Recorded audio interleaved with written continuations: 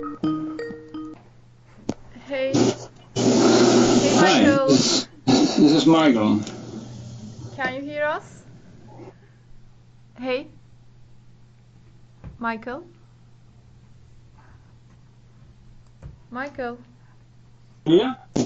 This is good. How are Oh, you? this line is not good. Okay, so can you hear me now or? Yeah, this is better. All right, that's perfect. How are you today? I'm fine. I'm fine. Just had to bring my daughter to school, so. Oh, okay. So thank you so much for accepting our interview. My name is Gül and I'm from Turkey and I would like to introduce my friends here. They want to say hi to you as well. Okay. Hi, friends. Good morning, Michael. This is Andy from China. We are very thankful that you can help us with our thesis project. Yeah, you're welcome. Good morning, my name is Mari from Japan. I'm very happy to talk with you. Thank you. Oh, thank you. Thank you. Yeah. And I am Michael from Denmark, Aalborg University in Copenhagen. And we have one more friend. Hi, Michael. This is Adriana. Hi, Adriana. So as you can see, we are a very diverse group here. Yeah, you're from where? Me? I'm from. Yeah. Yes, I come from Bolivia, but also from Spain. Both countries are. Okay. Your mother country. Yeah, Yeah. Bolivia, Spain, Turkey, Japan, China all together Uh-huh. around one table. And so we would like to start with your experience. Could you please tell us about your current work, your work in the social innovation field? Yeah. So do you go more or less like the questions there, or? I think we won't be able to ask you. I sent you the interview questions at 5 a.m. today. I'm not sure if you could check them out, but Oh yeah. I have checked them out. so Yeah. probably we won't be able to go through all of them, but there are many important ones like the TSI theory and the social innovation and sustainability relation. So we would like to focus on these questions mostly. Yeah. Okay. Yeah. So yeah, I'm an associate professor at the Department of Planning, or sometimes we call it Department of Development and Planning at Aalborg University. Jens, that you have talked with, is a PhD student of mine. Yeah, my research fields are sustainable innovation and sustainable transition. So sustainable innovation are processes where you look at how businesses or how communities can integrate especially environmental issues, but it can also be other issues like social issues or economic issues into their innovation processes. And then I work with sustainable transition, where we look more at the long-term changes. So, for example, evaluating how is wind energy developing in Denmark and how can we understand the ups and downs. And I've done work on organic food in Denmark and understanding the interaction between organic food and conventional foods. Then very often I work with participatory. Now I get an echo. I work with a participatory approach, and meaning involving stakeholders that are actors that are could be part of developing maybe a solution or have a certain social practice that is important or interesting. And I often also work with what we call action research, so that we do research together with employees in the social care area and elderly in the social care area, or citizens in a certain area. Then I came into the social innovation area through the possibilities for being part of shaping the transit project, like I think it started 5-6 years ago. We had the first initial talks in relation to an EU call. Yeah. And then I was the one main responsible for the empirical work in the transit project, coordinating one of the work packages, the so-called work package 4, that was looking into, organizing the case studies of the different social innovation initiatives. So, we would like to start with some concepts. I mean, we have seen that there are many definitions of social innovation. So how do you describe social innovation in TSI theory? Yeah, well, a complicated question in fact. I mean, we ended up saying that social innovation are innovations that change social relations by introducing new practices or new knowledge. So that's a very, very broad, very broad understanding of social innovation. Yeah. So you can say we at the end more or less took out all, let's say, more normative ideas about social innovation in itself. However, our interest in the transit project was very much on what we call empowerment and disempowerment. So to what extent, you could say, to what extent can civil society be empowered through social innovation? I think that could be a kind of unofficial understanding behind the transit project. Okay, so what about your understanding of sustainability? Yeah, very often when in my teaching and so on, I would say that very often we talk about three dimensions of sustainability or sustainable development. That's the environmental sustainability, that includes everything about environmental impacts, resource consumption. Then we talk about social sustainability, which includes workers' health, consumer health, privacy, a number of things. And then we have some call it the economic, I prefer to call it the socio-economic dimension of sustainability, which, for example, deals with what are the economic possibilities that citizens have, or when you have businesses that are in a certain area, to what extent do they contribute to the economic development of that area? Do they use local labor? Do they use local supply? Do they pay taxes and so on? But very much I work with let's say the environmental dimension, reducing resource consumption, reducing environmental impacts. But I have also done the recent years some research on elder care, and there you can say we look a lot into the social sustainability. Yeah. So do you think social innovation field and sustainability overlap, or if yes, how?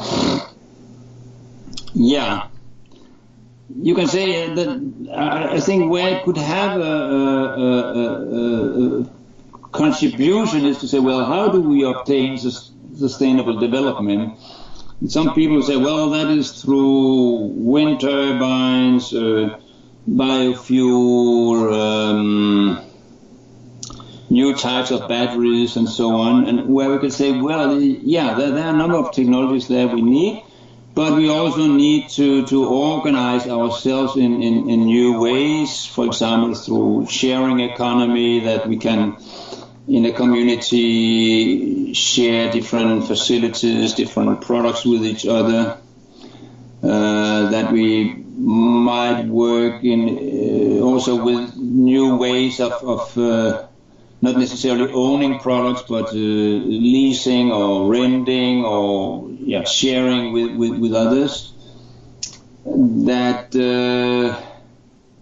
we might also start working with new product concepts, so that businesses have product service systems where they don't sell products, but maybe rent them out or ensure more possibilities for repair, are more aware of how users actually use their products. So I think there are a number of new social relations that are necessary in relation to sustainability. So in that sense, some social innovations can contribute to sustainability, and in some cases we also need to think about the social relations around technologies. So it's not enough to have, let's say, wind turbines. We also need to think about how are they owned, how are they planned, because some of the controversies we see in countries like Denmark, where we are quite far with wind turbines, are based on the way that wind turbines today very often are owned by investors outside the local community, and that sometimes causes problems. Yeah. So there you could say we need to have a social innovation around ownership of renewable energy facilities. So how do you think the TSI theory could contribute to sustainability? What are the... I think the important contribution from the transit project is not, so to say, the single social innovation, say, here is a time bank, or here is an eco-village. It's much more and you can also see that in the definition and the research questions. How are the interactions between societal development or societal change and social innovation? To what extent are social innovation initiatives able to influence societal or social change and contribute to more democracy, more sustainability, etc.? So it's very much this interaction, this co-shaping between societal development and social innovation initiatives that are important within our social innovation theory. So, for example, we did a case study on the Danish energy movement, not looking at not only looking at the single innovation like wind turbine cooperatives in the 80s, but looking at the whole period since the mid-70s and then up to 40 years later on, this interaction, this co-production between Denmark and society and the energy movement, and those social innovations that they have initiated at different times in that period, in order to ensure a more democratic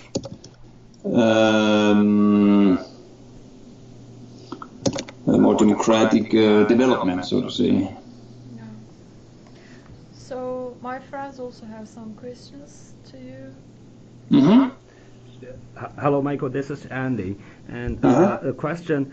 In your opinion, how does this TSI theory put the relations between the ecological system and the social innovation field? It's not a, let's say, it's not a direct it's not directly related, but some of the social innovation initiatives that we have worked with are within the sustainability field, like the energy movement, eco-villages,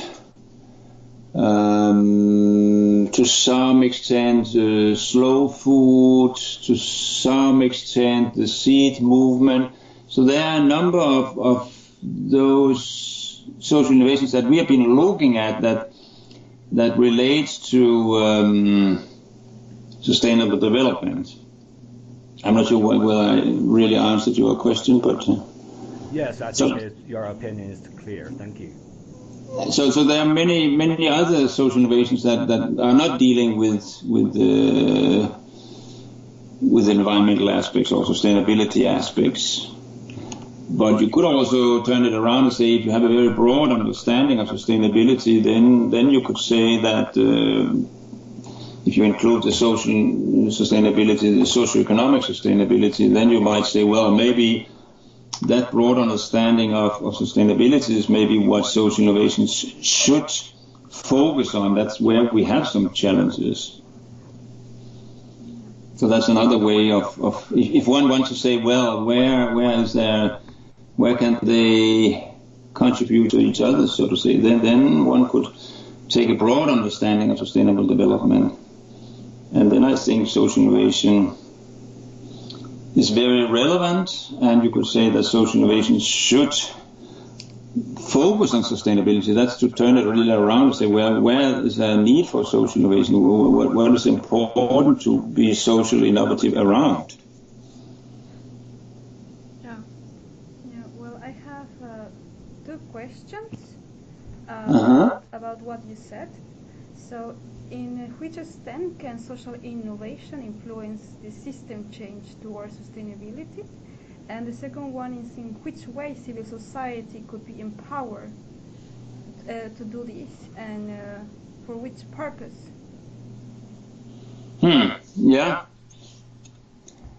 Yeah, to the extent that social innovation contributes to system change, I mean,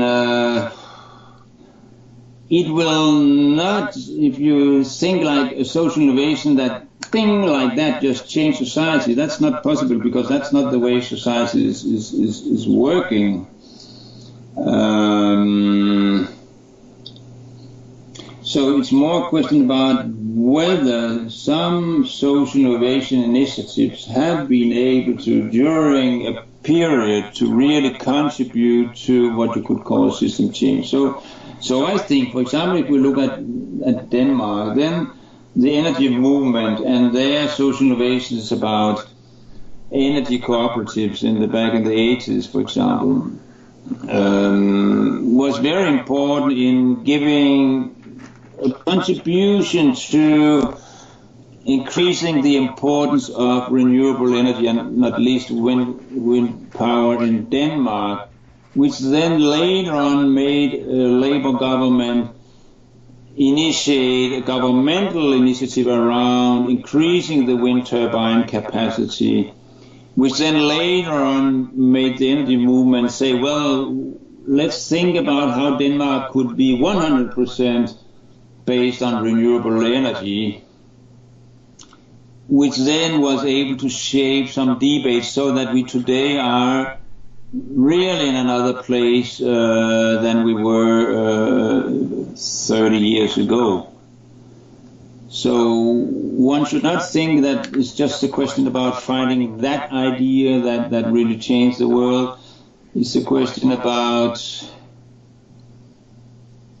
taking initiatives that one think are important, and then I think it's very important for you to look into our paper about TSI's theory and those 12 propositions. I don't know if you have got that one. That really talks about 4 perspectives on, let's say, transformative social innovation, or TSI theory, the social relations and the internal governance, the network building, the institutional changes, and then the interaction with the socioeconomic context.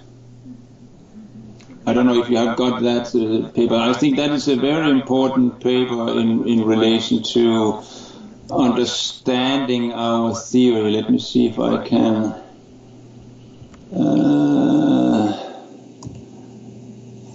find it. Where do we have sent file? Let me see. I'll just find it right away. The deliverable 3.4, the theory and the 4 clusters. This is the document you're referring to? Yeah, we have it in different shapes, but yeah, probably Jens have sent you. But let me just see here. I sent you one here that I just used among the students here.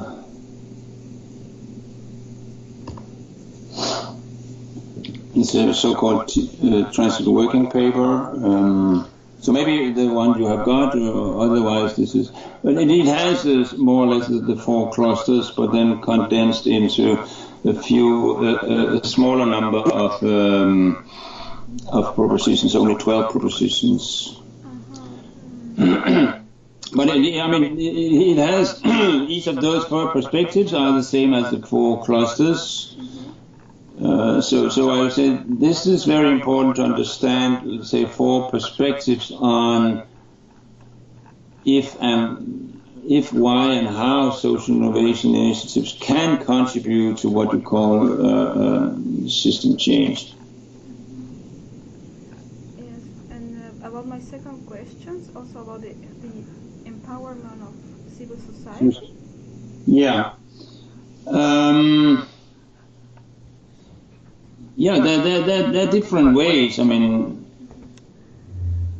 for example, if we look at what I was working with for several years from the mid-80s to around 2012, the so-called science shops, so the opening of universities towards civil society, then you can say that was a way to enable civil society to approach universities, or especially the technical university where I was working, and empower them through having the possibilities for doing projects together with students and researchers around some knowledge needs that they have.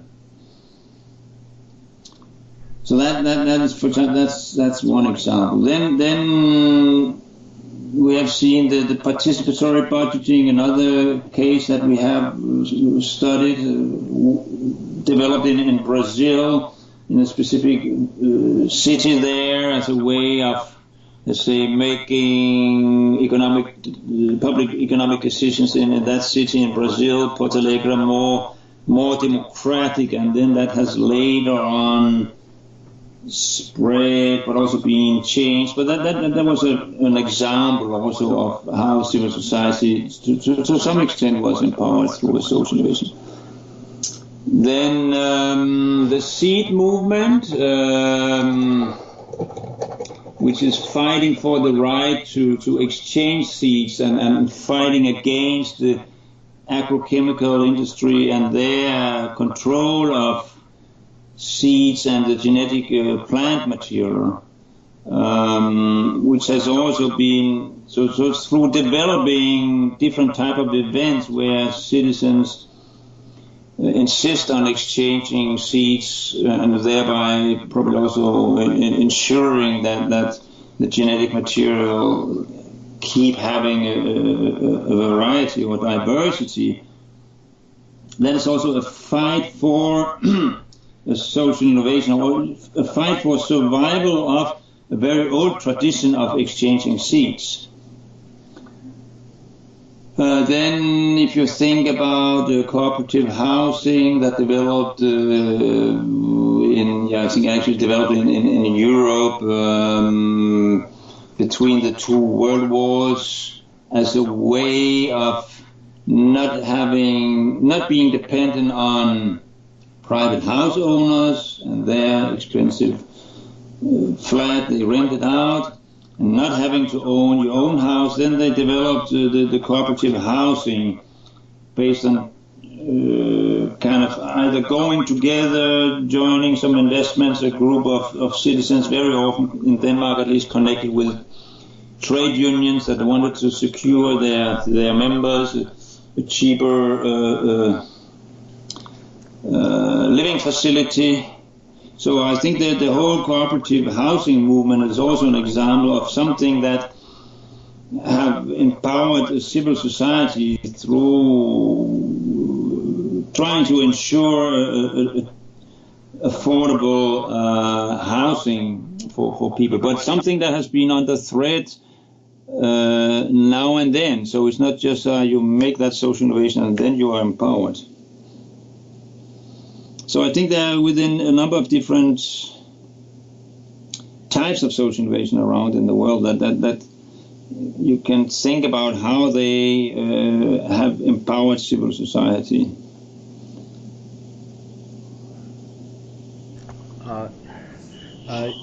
Michael, you were talking about that you were leading the empirical work and case study in the transit project. And to us, it's all about empowerment and or disempowerment of different actors in social, societal transition process. And what would be your opinion regarding the knowledge and awareness of sustainability and this kind of empowerment or disempowerment efforts? I'm not sure I understood your question. Okay, I can put it in another way. You have been working with a lot of the so-called social innovators. Is that correct? No. There has been a few examples of where you can say that we work with social innovators. That is, there is the Ashoka case, which is one of the weaker cases in the project. So that is really a kind of where you really focus on a social innovator like a person. Then we have the Impact Hub as this kind of creating joint working spaces where you could say social innovators could work together, joining physical facilities, exchanging resources. And where else do we see what we would call social innovators? I guess those are the two main ones where we really can say that we work with. If you with social innovator really think about a person that go and are very clever and do something new, because we don't have this very individual focus on social innovation. Okay, fine. And also talking about this transition process, could you tell us more about your understanding on how does transit put the so-called critical turning point? Yeah, the critical turning point is where when we look into those social innovation initiatives that we've been looking at, and then we have at a certain stage in the project after the in-depth case studies have been done, then we were, or some of our colleagues from Belgium identified this thing about, well, maybe there are certain times, so to say, in the history of a certain social innovation initiative where there was something that was important in order afterwards to explain certain changes, either we could say ups and downs.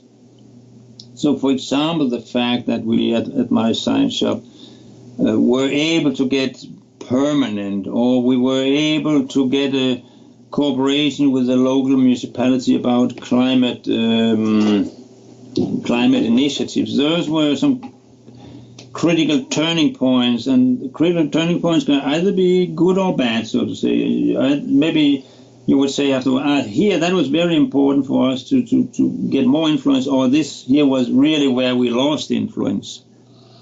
So based on the fact that we look at these long-term processes and say we can see that there are changes during time, so we very much work with understanding timelines of social innovation initiatives. Not just saying, this is a great idea, but really looking into what has been the timeline of a certain social innovation initiative, both at the local or national level and also the international networking that Jens has worked a lot with. and then looking into, well, when were there some changes that was very important for good or for bad, and how can we explain them, and what was the role of them? Yeah, you mentioned about influence when you said the good or bad or the positive or negative critical turning point. Besides the influence, are there any other criteria or things that you consider this critical turning point is, whether it is a positive or negative one? I don't recall the precise definition we have of it, but because it's very much where we as researchers have asked the social innovation initiatives whether they could think of certain changes during their history, whether that was 5 years, 10 years, 20 years, where there were some changes. So it's really there, let's say, what would you call it? Exploring. It's very much exploring together with the social innovation initiatives where they think there have been some important changes. Then I think we are still where we need to analyze further those types of critical turning points,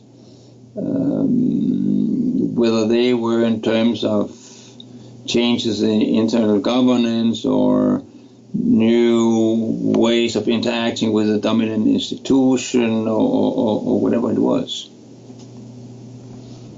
But there's a lot of material there that we still haven't really analyzed, I think.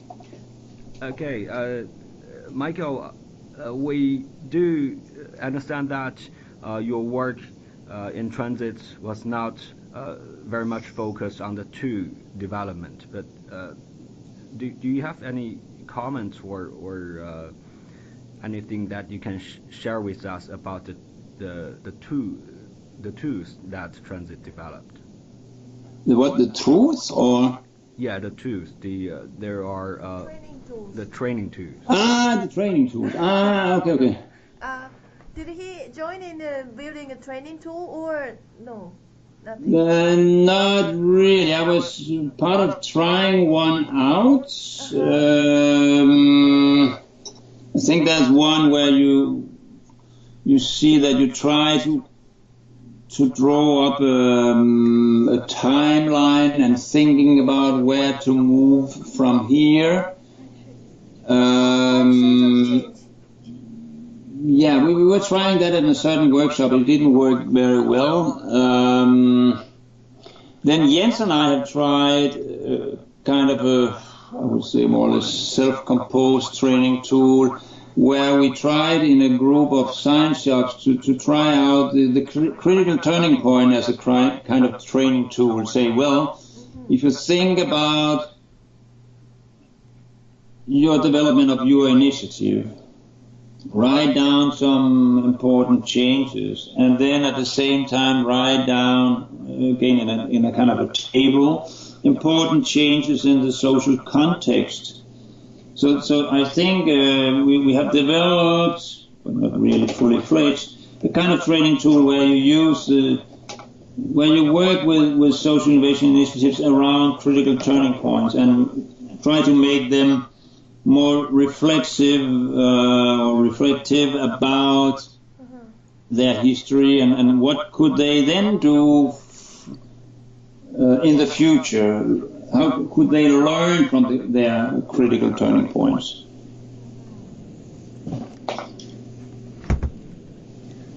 So, referring to the critical turning points, are you also aware about the narratives of change?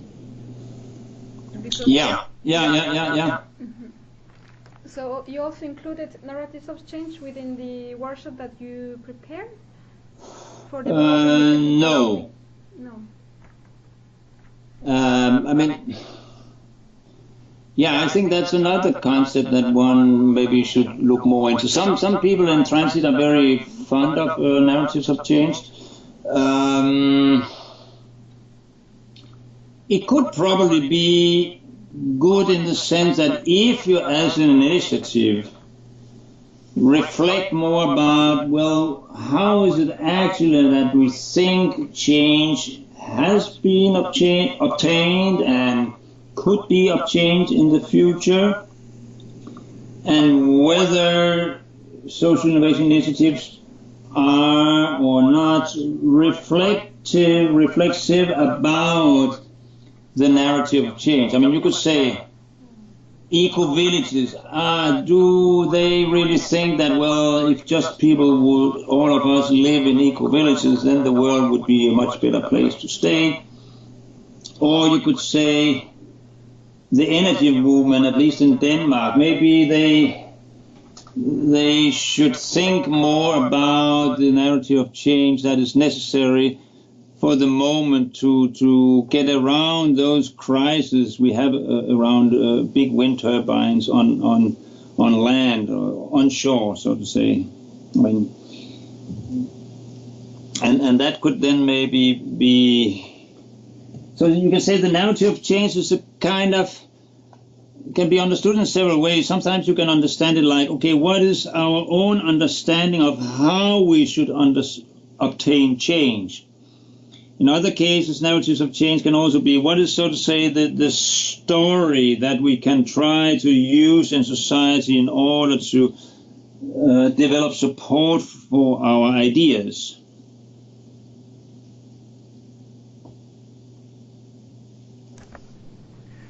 Yeah, Michael, some questions further on. If you have further fundings to develop this TSI theory, what would you do? Or what did you see the current strengths and weakness of TSI theory? Well, if I get more time, well, at the moment I work a lot with circular economy, which is one of these, you could say, maybe also social innovation concepts, although I'm not sure people really understand it like that. Then I would be working with one thing I worked with towards the end of transit. That was social innovation as creation of social innovation as new spaces for co-creation. So living labs, science shops, DESIS labs, impact hubs. So different places where, spaces in fact, sometimes physical spaces, sometimes not, where people can create new ideas, can work together. You can also see to some extent a fab lab, a hacker space, as a space for co-creation. So I think there are a number of the social innovation initiatives that we have studied that to some extent are about creating spaces where people can work together, co-creating, and I think that is where I have a small working paper on that I can share with you, or not working paper, I don't know, but at least a small text where I have identified a number of the social innovation initiatives where I think we can see the creation of spaces. Yes, that will be great. So that was this text I sent you here, 4 or 5 pages or something like that, is a small text that came out of working with, I think it was 3.4. And then I kind of cut it out there and wrapped it a little. So that's where I would like to work in the future if I get the time. So I've called it Spaces for Co-Creation as Social Innovation. So the social innovation is to create a space for co-creation. Oh, thank you so much for sharing this document with us. Thank you. Overall, how would you describe Transit Project's mission, regarding the social innovation? Yeah, I think we try to be a more, let's say, social science-based approach to social innovation. try to be not focus on the social innovator, but to focus on, I would say those four perspectives that we have drawn up in that those papers, with the internal and external governance, the network building, the institutionalization, the interaction with dominant institutions, and the interaction with the socio-material context. That's where I think we have an impact, or could have an impact. It's difficult to say to what extent will we then influence the field of societal change. Because you see, we're not really buying into the social innovator as a very important person, entrepreneurship as the way that we make changes. We definitely don't buy into that one. So I think hopefully a more social science-based understanding of social innovation, focus on, it's not the good idea, it's the co-production of social innovation and societal change that is important. So, and also what is its link to sustainability? I mean, where do they meet? Well, I think there's a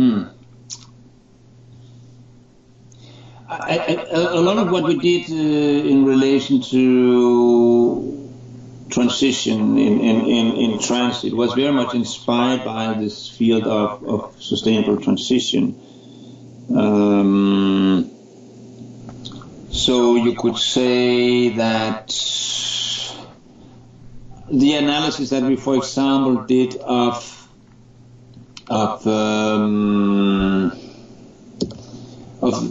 the energy movement as a transit case was very much a case that was very much along the lines of how we would normally do sustainable transition research. Now I even forgot the precise question that you were asking. Try to repeat the question. What was the question you said? I mean, I first of all asked Transit Project's mission overall, regarding sustainability and also social innovation. So, your overall insights about it. Yeah, so you can say that it was not only a sustainability project, but you can say that some of the cases we did had an environmental focus or sustainability focus, like the Eco Village case. Yeah. I'm just here looking down here. The transition town or transition network, this idea about creating local spaces to make cities, small cities or bigger cities, a place for plans for sustainable transition. Our way of looking at the energy movement. The case we did about sharing cities. Yeah. To some extent also the case about the DESIS network, these creating labs in relation to universities and the local community for social innovation and sustainability. So I think for some of us it was a continuation of some of the work we already did, linking it to the social innovation idea, but not really being taken away by the concept of social innovation. So I'm not sure the concept of social innovation is, for me, really contributing a lot.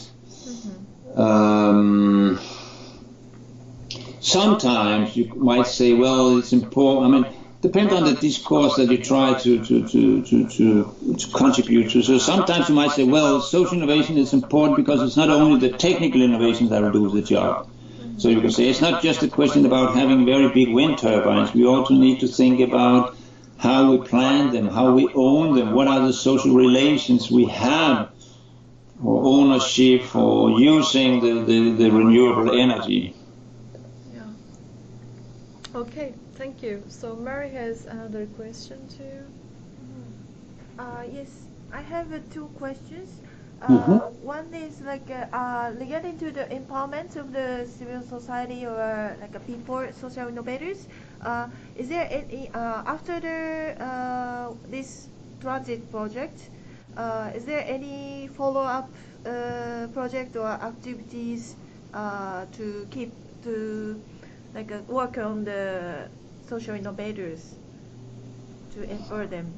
Yeah, that's a good question. Now I don't know precise how you define social innovators, but I mean there have been different attempts from people, not the whole consortium, but some people here and there to try to develop new project proposals. If you're thinking of the more narrow understanding of social innovators, I don't know to what extent those that did the Ashoka case and those that did the Impact Hub, to what extent they might want to work further with social innovation. If I should say something, yeah, so it's very much a question about who are you addressing, so to say. I think, I mean, the danger is that the social innovators think that he or she should just develop this new product or this new concept, and then they will become very rich and maybe they can change society. This is not the concept of social innovation that I buy into.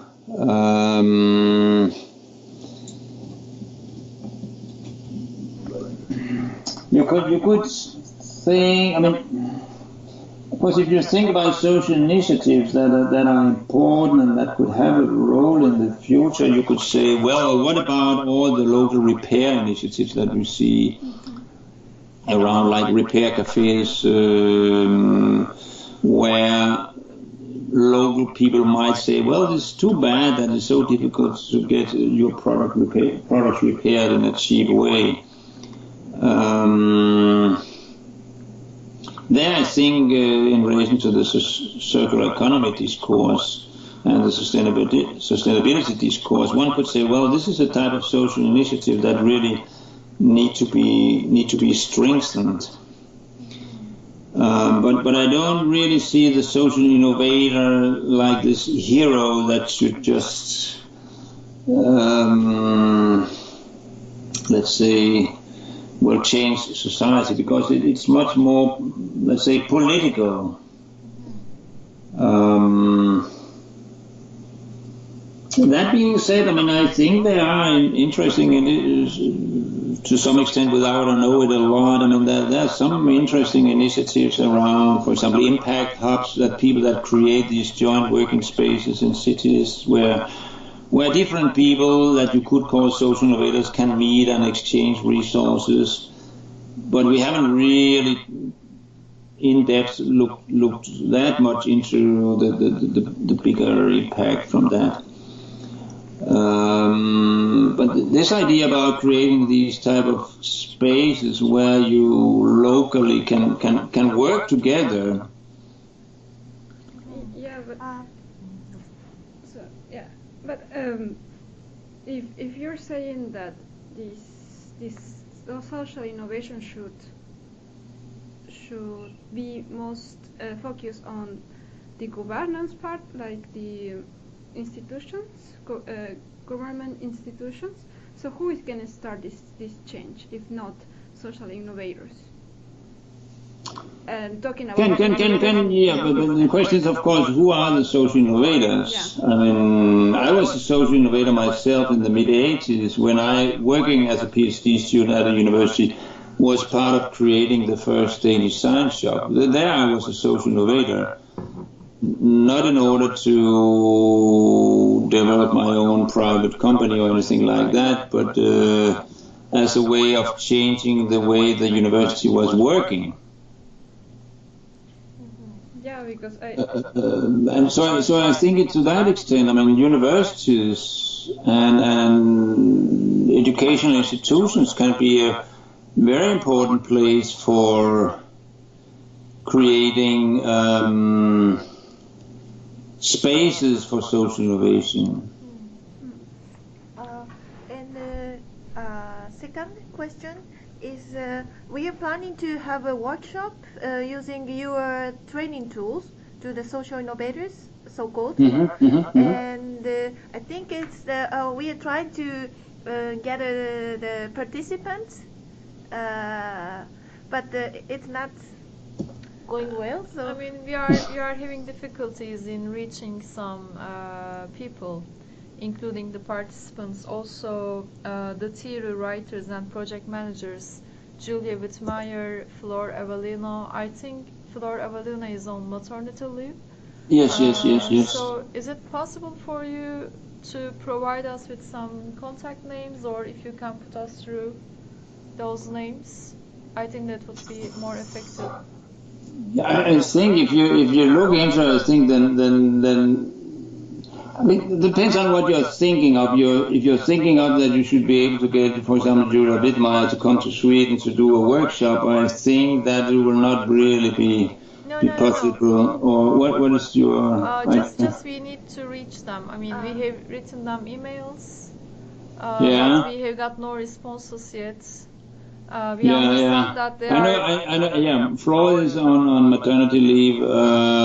Julia, I know she's been very overworked also in the recent months. She was on maternity leave just like half a year ago or something like that. So I think that's why they are probably not responding, and because it's also for them, I think.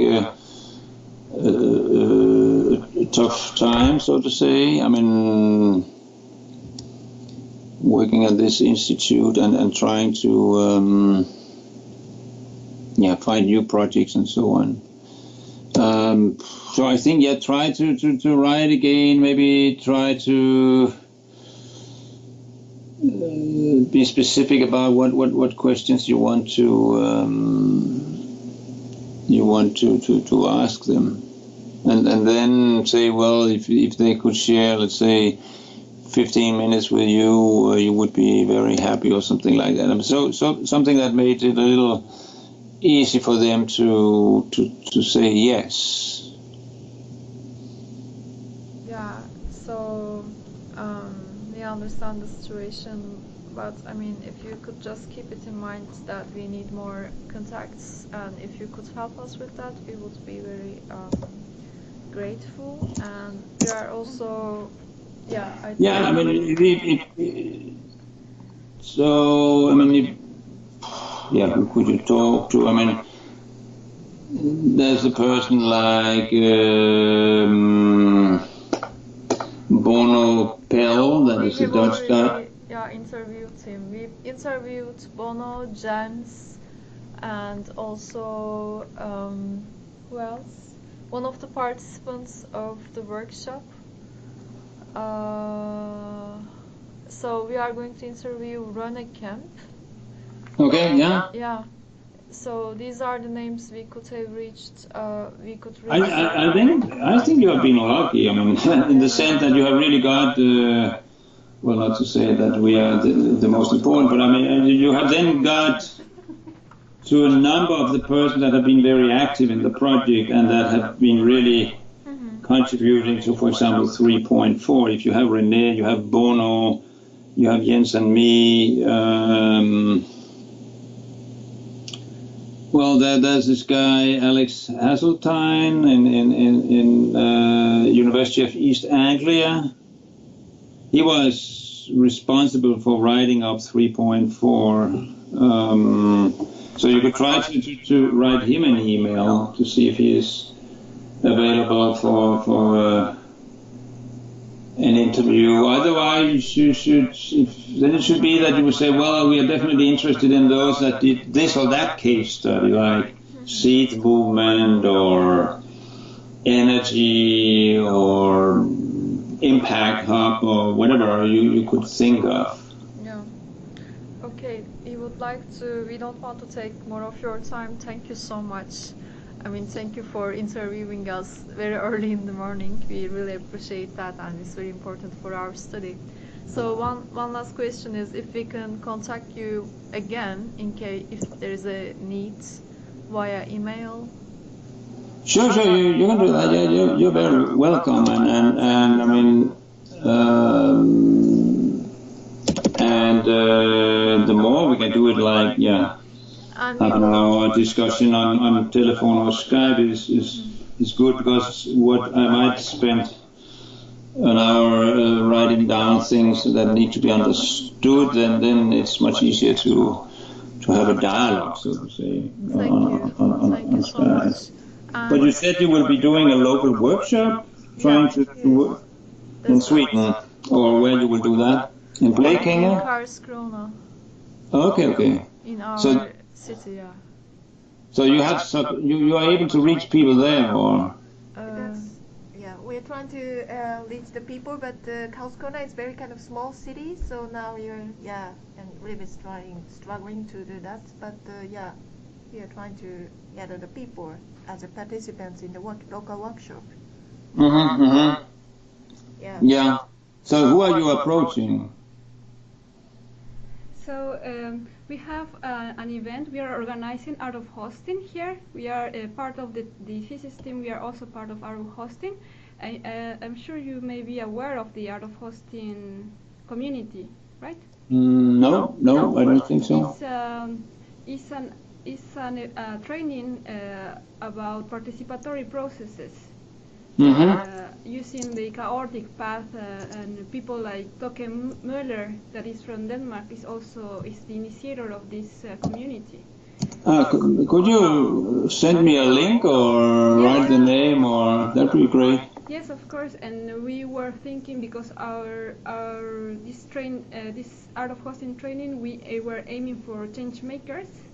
So the call was for change makers. So we were thinking about inviting them also to our workshop about CSI.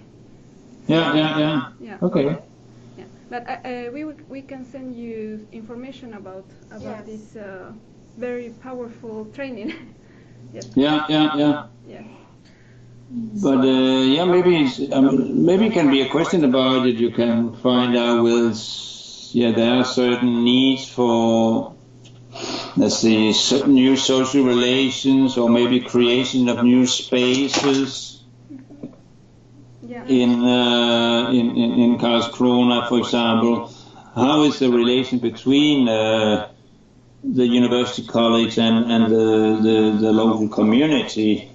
Maybe there's a need there for enabling citizens to approach the university college and have, so to say, some of their knowledge needs made as focal point for student projects.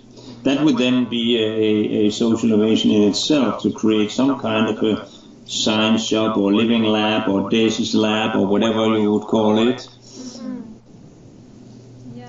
Yeah, thank you so much. For your valuable insights and for your time again.